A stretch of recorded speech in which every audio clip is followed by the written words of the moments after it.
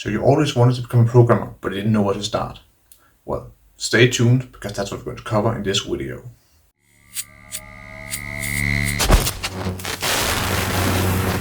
In this video, we're going to cover some of the basics that we need to know to become a programmer. We're going to cover basic data types. We're going to cover collections. We're going to cover loops. We're going to cover object-oriented programming and how to structure your code in functions. And we're also going to cover what it takes to start thinking like a programmer. So let's get started.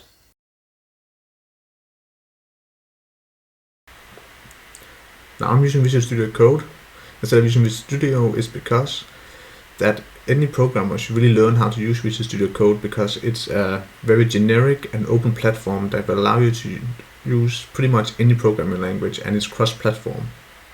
Which means that if you want to code in Python or Java or anything else, that you can do this from Visual Studio Code, so it's a very good development platform to learn. However, keep in mind that if you're going to be programming C# only and you're going to be programming on a Windows PC, I would recommend you getting Visual Studio and getting the Visual Studio community to start off, because it's free. However, if your company starts earning money, or you're working for a company that is earning money, you have to pay for a version, and that can be quite expensive, while Visual Studio Code will always be free. So that's always something to keep in mind. But first off, let's start talking about some different data types. Now, data types, you can have one like a string.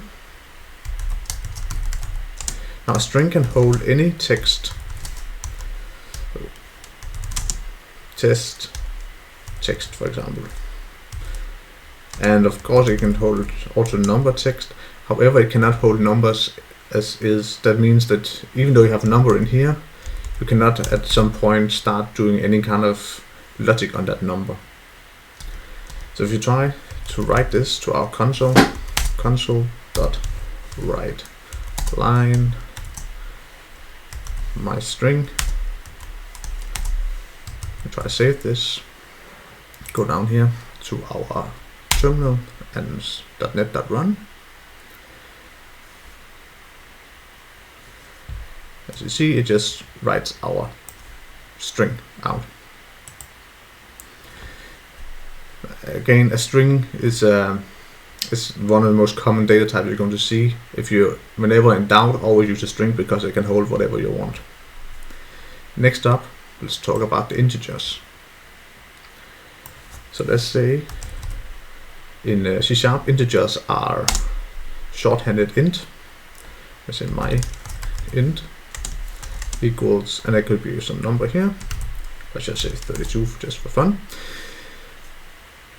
Now this can only hold whole numbers, it cannot hold decimal numbers. That means if you try to put something in here like .3, this would not work. As you see, also the compiler will also tell you that that's not possible. But again, if we want to write this to our console, we can do my int. However, I cannot write it as such because this is an integer and the console will not accept it as that, so I have to say toString on this. I can save it and again run it in the console, and it outputs 32. Now an integer has a max and a min value. So if you try to say my int, actually just say int here dot max value to string, and we can just to keep, you don't have to write it twice, we can say int min value, save it, run it,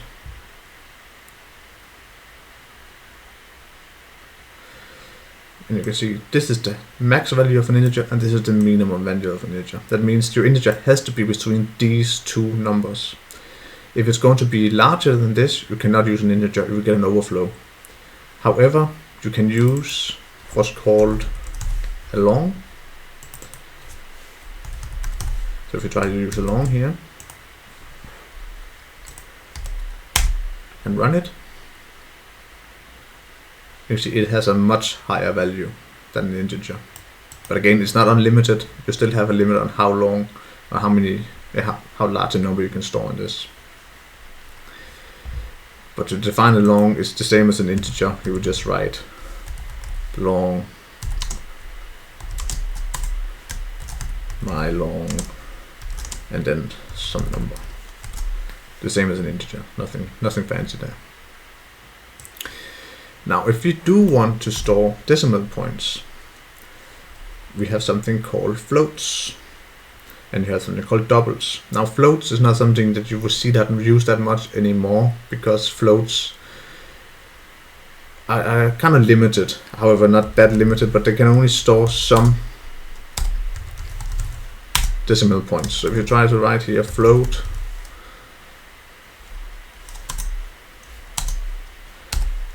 dot max value to string, and we do the same with the min value.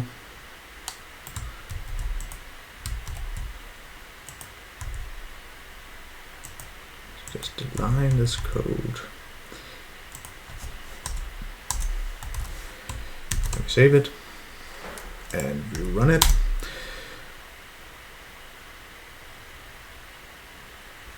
See, these are the sizes. You can have a float.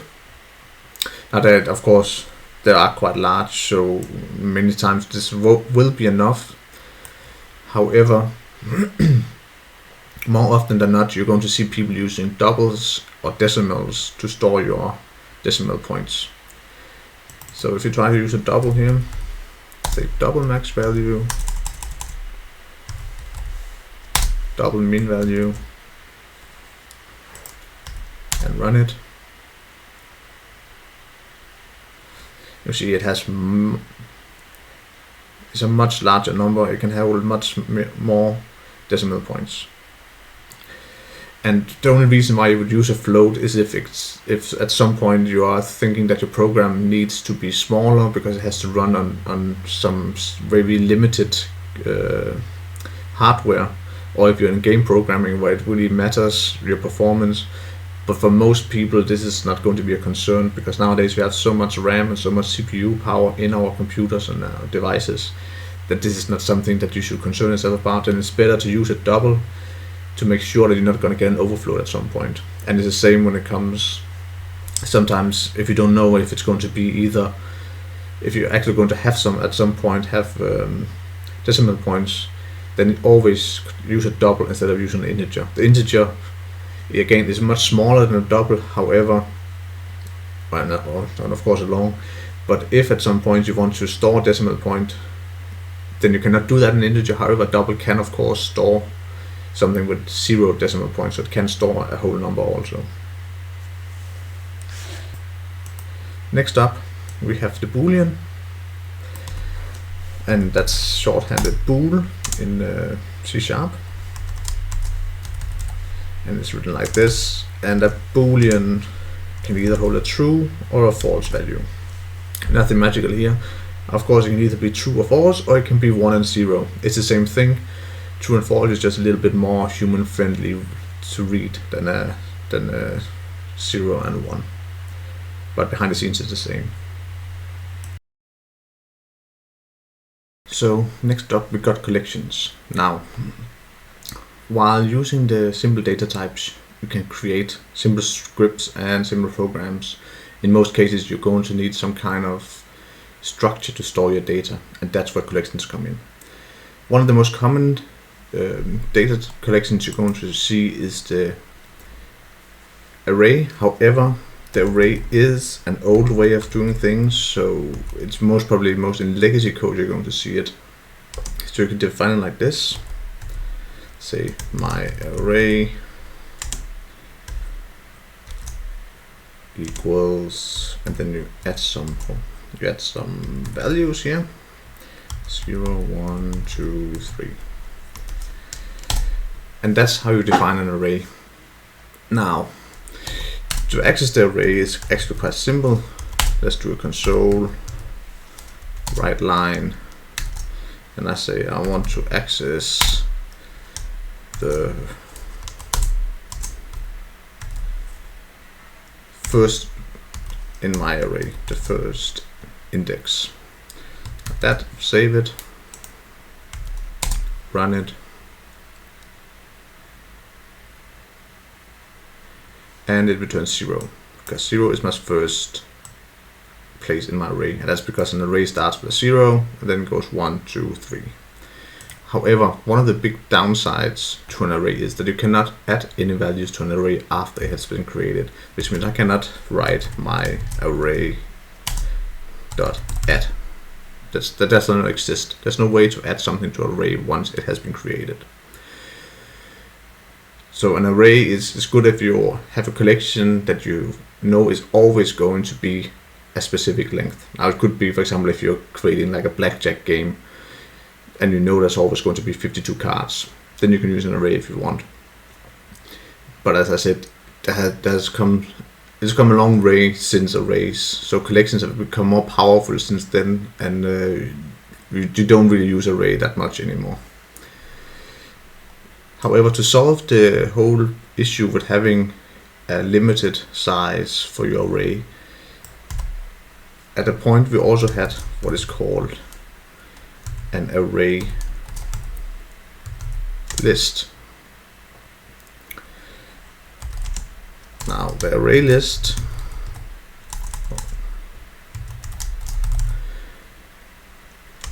is actually pretty much what you would expect. It's a list that can hold, and we just have to add this collections using this up here. Now, an array list has the benefit that it can hold as many values as you want. However, type safe. So that means that if I want to add values here, I can do this. I can say my array list dot add, and then I can add, for example, a string in here.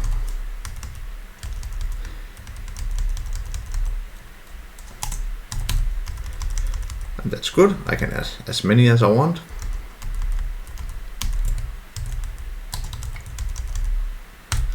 However, I can also add a number or anything else. And that's actually, even though you might think, wait, that's very powerful because now you can add whatever you want inside this array list, it's really not that good, because this means that once you start adding things to your array, you have to make sure in your code, once you read it, that the value is actually what you expect. So you're going to have to handle the whole thing about exception handling in your own code. Because if, let's say, you're expecting that this always to have numbers, so you're doing some kind of mathematics, always adding them up, and all of a sudden there comes a string, you're going to get an exception. So using array lists is not really a good option unless you are having a very tight contract with whoever is using it, or is only you using it. But if you're using it, for example, in a library that someone else is going to use, this could cause some problems. Another problem with the array list is that actually all an array list is you're adding arrays inside arrays, and that's the way that they handle this whole array list thing. However, as you could imagine, this is not a very good structure. As you can imagine, this is not a very good structure. It's a very heavy way of doing things. So therefore, array lists, you're not going to see those a lot. You're really not going to see them anywhere. Maybe in some code where in an old legacy code where you only had arrays and you wanted to add more elements, but you didn't have the newer ways of doing things. Which brings us to the most popular way of having a collection, and that is a list. So a list can be of any type. I'll just do a list string here. Say my list, new list. So as you see, it looks very much like the array list. You can add your elements.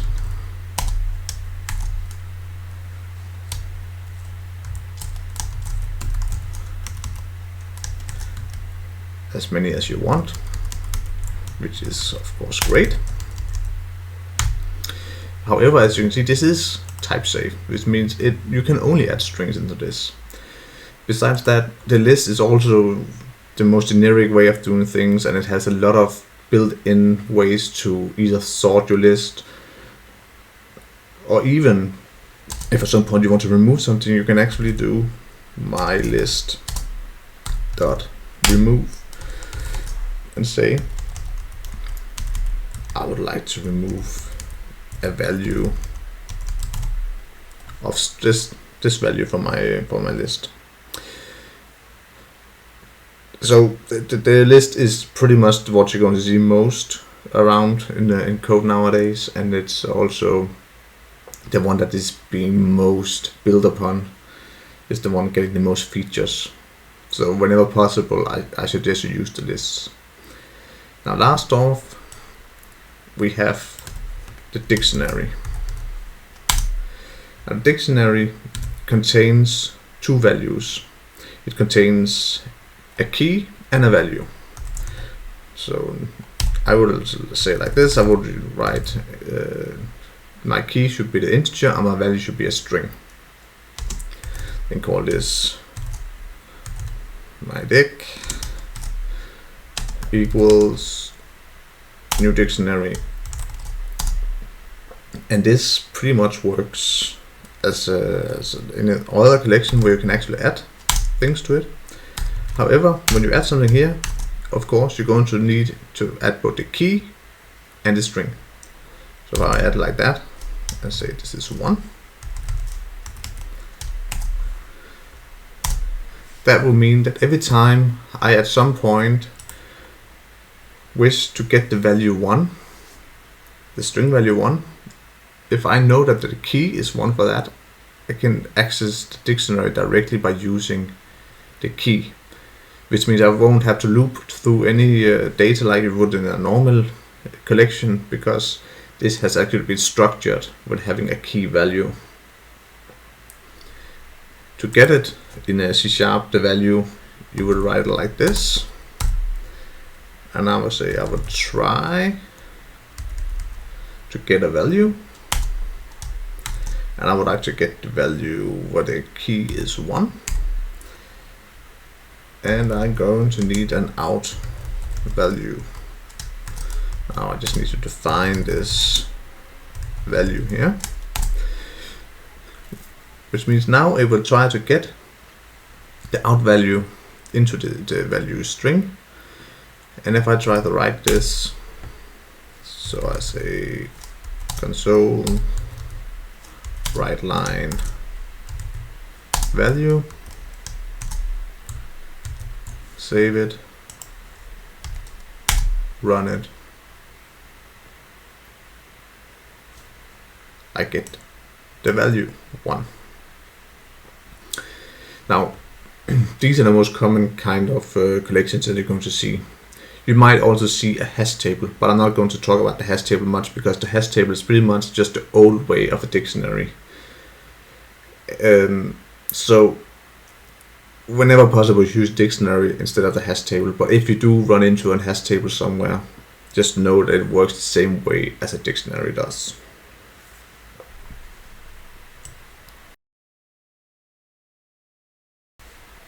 So next up, we have our loops.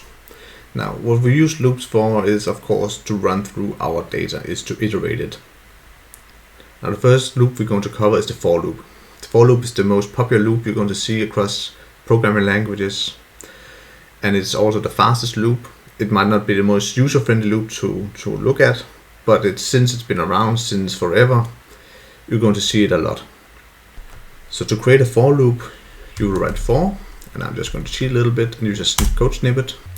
Now what it's saying is that we have an integer here that is equal to 0, and it's going to keep on adding up 1 by 1 until 0. That's what plus plus means.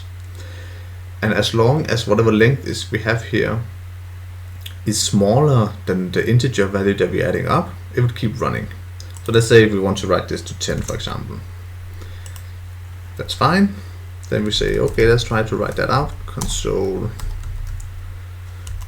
write line I, save it, run it, and you can see it just runs from 0 to 9. And now of course it does not say 10. The reason why it does not say 10 is because that 10 is not smaller than 10. So you could say that you want this to be smaller or equal to. That would be, in most cases you would do that.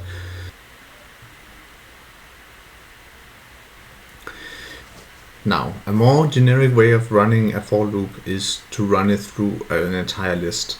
So to do that, instead of having a fixed number here like 10, I could say that I want it to run through the length of my list.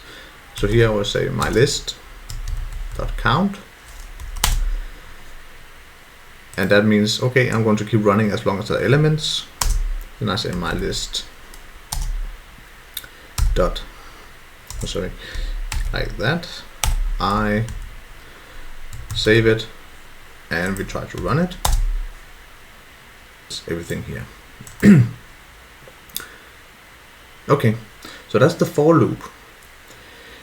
Now when I said the for loop is the most popular loop, then it's closely followed by the for each loop. The reason why the for each loop has become very popular is because it is much easier to read than the for loop. It doesn't, if you look at the for loop, it looks very mathematical, but if the for each is easier to understand. So let's try to do a for each here. For each, and we say for each string is in my list, and that's pretty much all there is to a for loop. So if I say console write line, and I want to write my string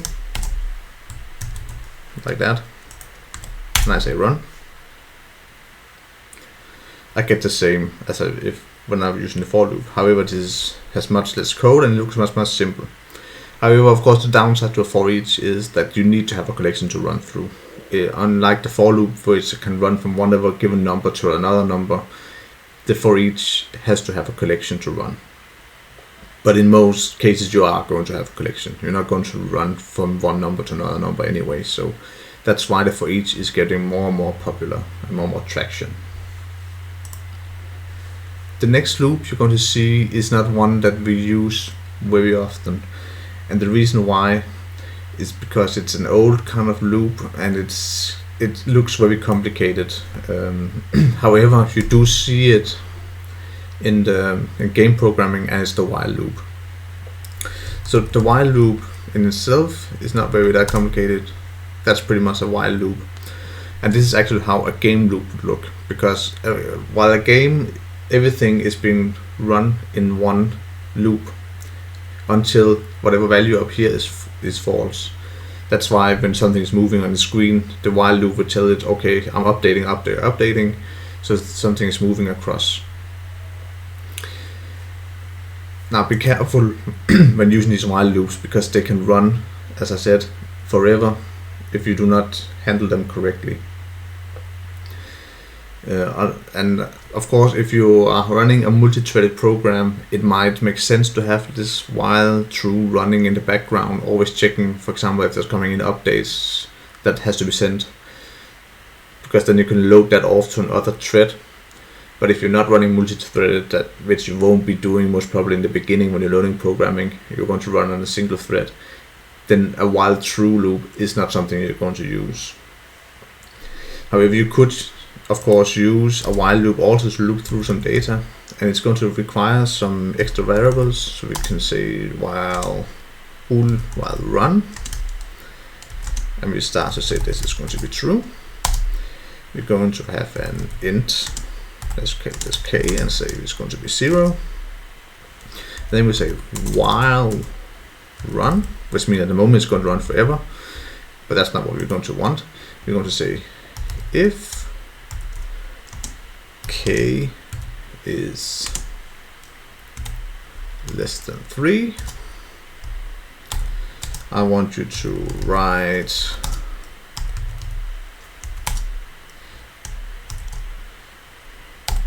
k to the console,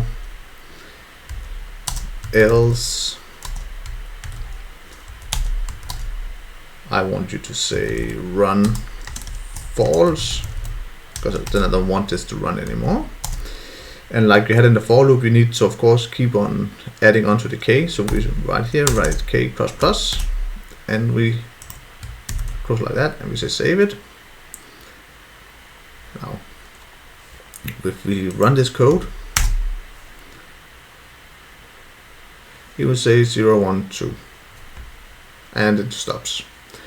And that's of course because once it goes to 3, it says okay, stop running, and it will stop run.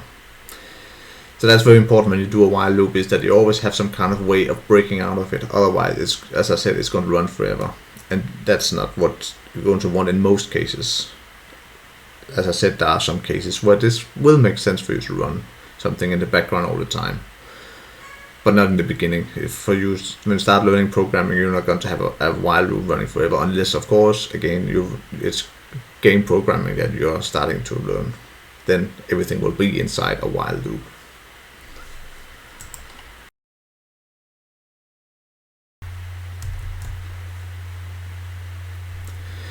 The next thing we're going to talk about is how to structure your code. And one of the things that you're going to use when structuring your code are what we call methods or functions. Now there's a technical difference between a function and a method, but we're just going to keep it simple and call them all methods. Now I've created a class over here. I'm going to get back to classes at another point, but this is just to keep it in line with how C# works. So let's say I wanted to create a function.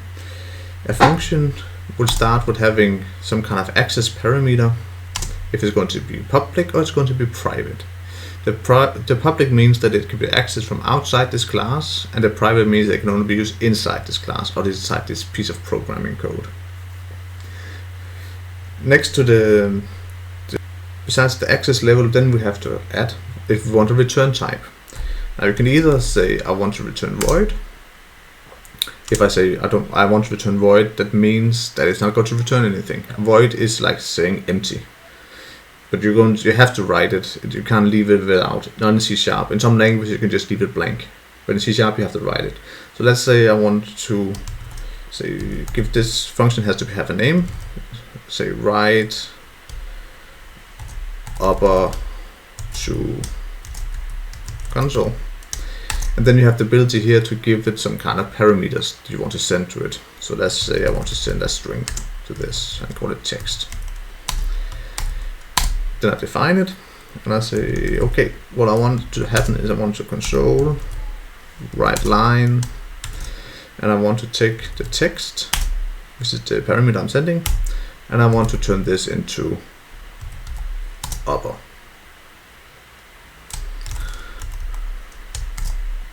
Like that, and save it. This is actually just a simple function that says I'm getting a text, and when I get the text, I'm going to return it to the console, write it to the console to upper. Now to call this, I'm going to have to go over here and declare it. So I'll say my class equals new my class, and when I then take my new variable here, you can see I have my function. So let's say I want to write something. I'll say hello world, so very popular, like that. Save it, and if I run this, it returns hello world in uppercase. Now again, you just have to look. This is something to do with the object-oriented programming, and I'm going to get back to that. But at the moment, we just see that you can actually structure your code by adding in functions. The reason why we would use functions or methods is that it of course gives you ability to share your code with other people and to use the same code many places without having to write it all over again. Now, if you wanted to create something that actually had a return type, we could say here I want this to be public again, and I want this to return a double, and it's going to add numbers. So I would like the first number, So let's call that number 1. And then I need a number one more, say number 2. And then I say, okay, I want to return number 1 plus number 2. That's good. So again, we don't need that anymore. But let's say we have a double here, and we have a result. Start off by saying it's 0. Then I'm saying, okay, I want my result to be equal to my class dot add numbers, and I want to add 2 and 3. Then I want to write to my console dot write line result, like that, save, and run it. And it returns 5. So yeah, you just created a very simple function to do some calculations. So that's pretty much how methods or functions work. Now, sometimes you can do something a little bit more complicated with functions, and this is something that you have to be careful with, but you need to know it because you might see it around, and something called recursive calls. What a recursive call is that it is actually the code calling itself. So for example, let's say we want to write something here that's just for the fun of it, is public void, and we're going to say counting. We're going to take an integer, call it number, and then we're saying, okay, I want this to write console.write line, and I want it to write counting, where I then take my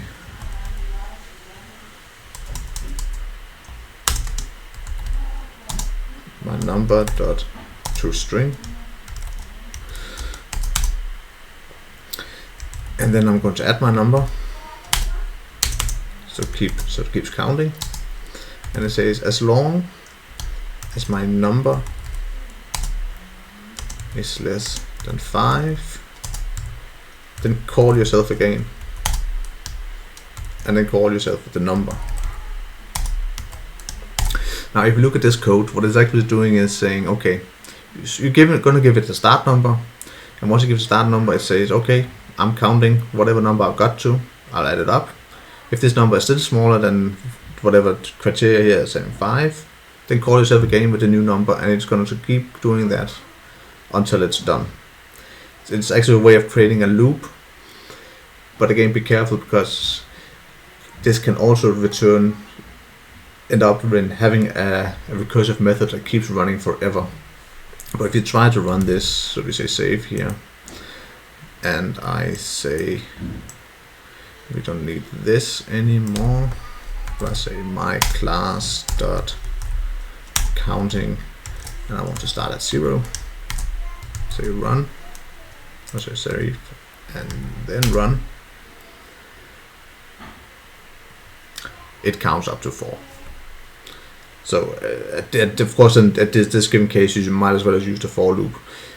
But it's just to show you that recursive methods is actually just a method calling itself. So next up, we're going to talk a little bit about object-oriented programming. Now, most modern languages are object-oriented. The reason why is that it's a good way to structure our code so it mirrors the real world around us.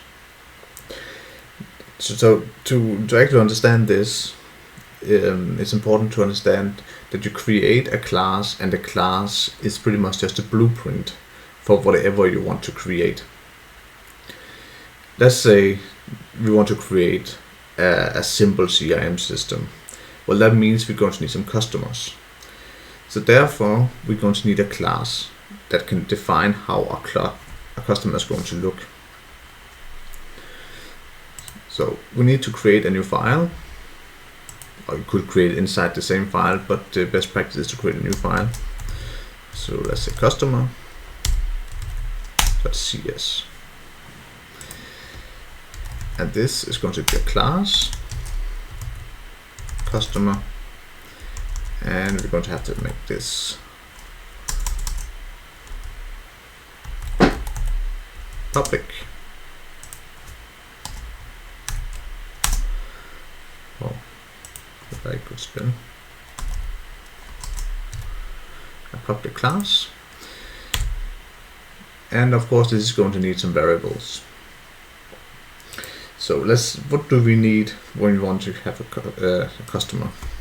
Let's say we want a string. Again, of course, we need to make this public string, and it's going to have a name. Then we add these get and set parameters, which means that you can set and get this value when you have once created a class, and if you want to edit a class, you can get and set these parameters. Let's just add some more. We want to add the city.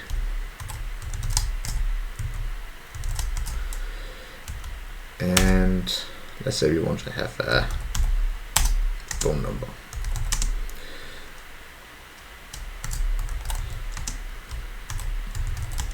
Of course, in a real CRM system, you need much more information than this, but this is just to get the point. Okay, so of course we're also going to have to make this part of the same namespace. You don't have to, but it's just to keep this simple. Otherwise, you're going to have to add a using for it, and I do not want to do that in this video. So like that, and save it.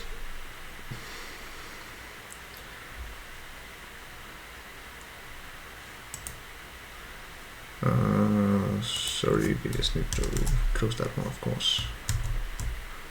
Like that. Fine.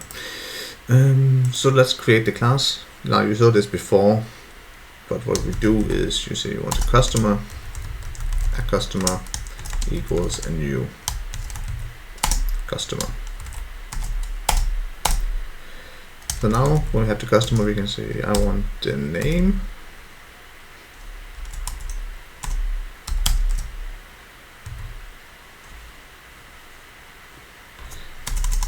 I have to write the correct one, so I have to be customer like that. And then I have the name. And let's say this one is called James. Again, customer. I want to add the city. It's going to be Odense. We only need one of those. And a customer, and we're going to need the phone. That could be 11111. And now we have actually created a customer, which means if I want to at some point say console.writeLine, I can take this customer and say I want to write the name.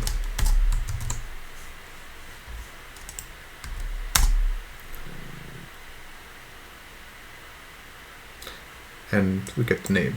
All is good. However, you might want to create another customer. So what do? We could do it like this. Say, okay, I want to create yet another customer.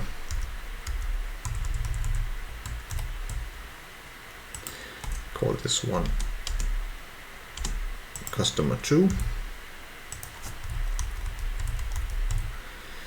And called it, this one should be Jill, and she's from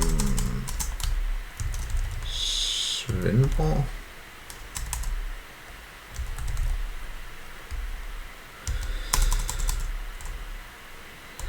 And her phone number is like that.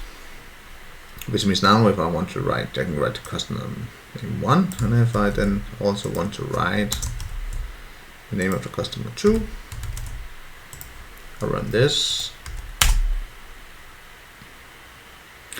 we have two different customers. Now, of course, writing them like this is not the best way, so we could also add them to a list.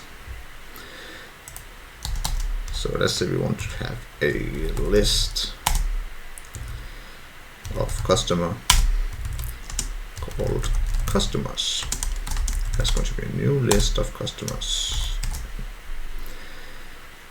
So here we could actually say customers.add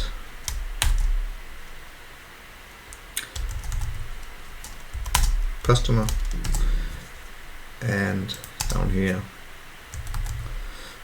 we could say customers.add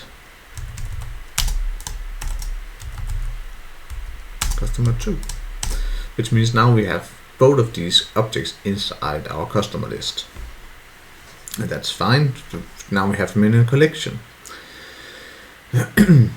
However, there's also something you have to understand about classes, is that they also come with a constructor. Now, if you don't define anything, that means you have a blank constructor, as you can see here. However, sometimes you might say that when you create this object, you do want something to always be filled out. So to create a constructor, we could do like this and say, I always want them to define the name. So I say string name, and then I say this name equals name. So all this is doing is saying, okay, whatever I'm writing in here, I want that to be set as the name up here. So when I get the name, it's going to be used. Now this code over here fails because I'm now saying you're not defining the name anymore. You're not defining anything. I need this name, otherwise you cannot create this object. So now I would have to do it like this. And then of course I don't need this one anymore. I could have it because I can always overrule the name if I want to. And again here, I want this Jill, and I'm going to remove that. And then pretty much it gives the same result as the other one, except that now you're saying, I want this contract, I want to have the name. Which is of course good. Now, at some point you might say, okay, but that's fine, but I'm not going to keep writing these like that. So I'm going to have some I want to have a function to add these instead of having to add them, creating a customer one by one and giving them a unique name. I want to have a function I can call. So for that, let's try to create another class here. I'm just going to create it in here, say class my new class. Actually, let's just do this correctly and say this is my controller.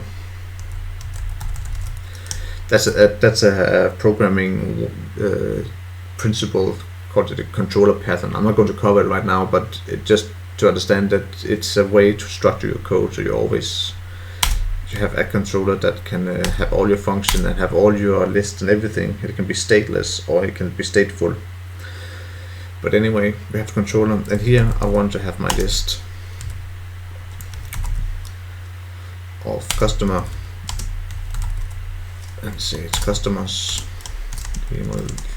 equals new customer, like that. And then I want a function on this one saying public void, and let's call it add customer.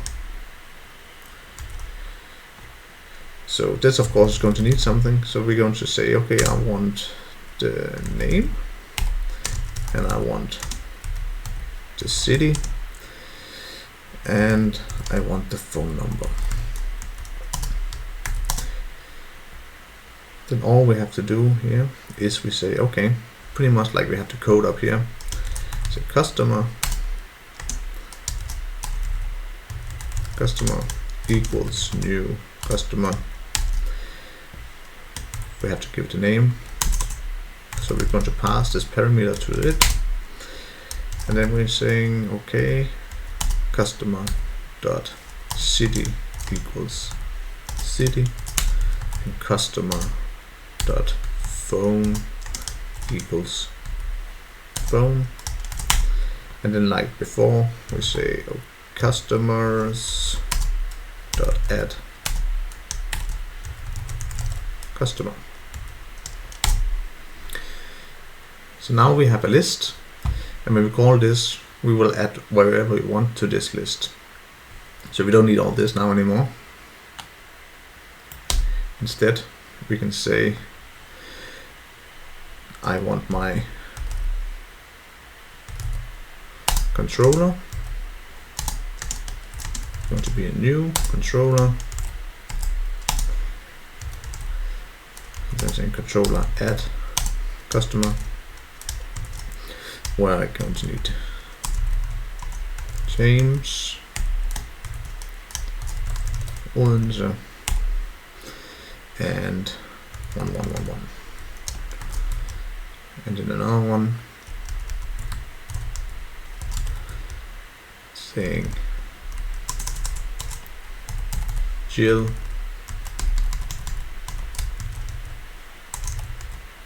Svenborg 222. So now this will actually just add these two customers to our list down here in our controller. Now if we want to write them, we could create another function saying public void write to console, or whatever you want to call it. Not take any parameters. All we're going to want to do is we're going to do a for each here, like we saw before, and we're saying for customer, each customer in the customers, we're going to want this to write console write line the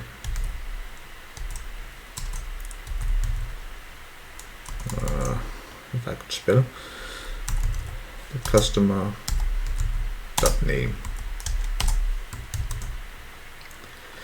So up here, let's call that new function controller dot write to console. Save it, and we have to run it, and it gives us James and Jill. So as you can see, this is a much more structured way of doing your code, because you didn't have to create a new customer every time, customer 1, customer 2, customer 3, because you just have a function that will add whatever customer you want to create to our collection, and then we can use a function with a loop to actually loop through everything and write it to our console. So that's actually how you structure the code. Of course, when it comes to this kind of programming with the object-oriented, there are a lot of different design patterns that you should learn. But it just gives you the basic understanding of just what it means when we start structuring our code so we can reuse it. Besides this, you can also start using something called inheritance. What inheritance means that if, for example, you had created a car instead of a customer, just for an example, then you okay, but I want an Audi and I want an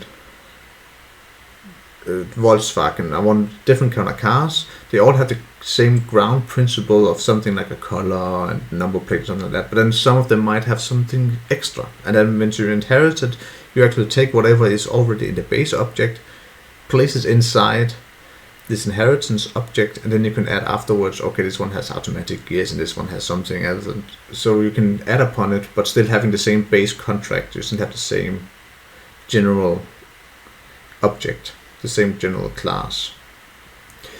Besides that, we also have some called interfaces. Now, interfaces is a way to structure your code, so you make these kind of contracts. You can use them to say that every time someone is calling this code, it has to have these variables in it. If you are making an interface on a class and someone is trying to use this class, you're making a very strong contract saying everything, it has to have these functions. If it doesn't have these functions, you cannot use this. So it's a way of securing your code. But those are more advanced topics, and you're going to see them, and once you see them and you look at them, you will understand them quite fast, because they're actually not that difficult.